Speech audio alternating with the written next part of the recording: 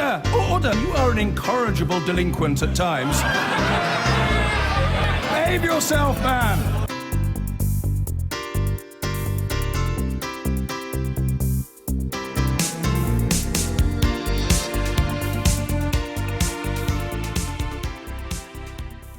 The Conservative Party board met yesterday afternoon to decide its next move in this growing scandal surrounding allegations of bullying in the party's youth wing. It's going right up to the top of the party these days.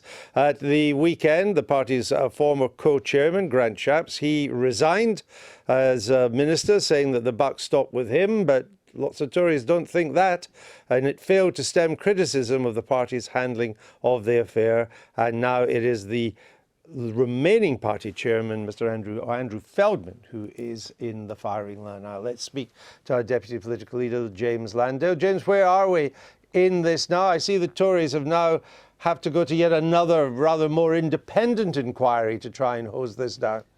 Yeah, what they've done is they've decided to hand the entire inquiry over to a law firm called Clifford Chance. Clifford Chance was were reviewing the Conservative Party's internal inquiry. That's now changed. Clifford Chance will take sole charge. That inquiry itself will be subsequently reviewed by a guy called Lord Panic, who's a crossbench peer, but also is a very distinguished QC. The report, when it comes out, will be published.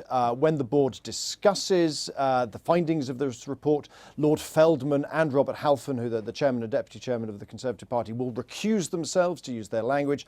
So essentially what the party is trying to do is to say, look, they're going to clear their hands of the inquiry so that it is more independent than it was in the past, in a hope that that will satisfy some of the critics that it's gone far enough. In other words, Grant Shapps has resigned. The inquiry is now more independent. They hope that will draw a line. And I sense a circling of the establishment Tory wagons around Andrew Feldman. Is that right? Does he now survive at least until this report comes out? I think that's what they will hope will happen. Certainly, the message has gone out that Andrew Feldman needs to be supported. I've had sort of unprompted calls from Conservative MPs telling me what a nice chap he is. And I have to say, I'm talking to MPs, you know, they do recognise that he's actually quite a popular party chairman for two reasons. One is because I think he's quite a pleasant individual. And they enjoy interacting with him. But secondly, he raises an awful lot of money for the Conservative Party. He's got the Conservative Party in much better shape than it was in the past, and I think the MPs understand that because that filters down through to their local associations. I think the other thing that is helping the government and the Conservative Party at the moment is the fact that there is so much attention on Syria at the moment that it takes some of the political heat out of this story. So the pressure from the papers and elsewhere is hidden inside the newspapers rather than being on the front page.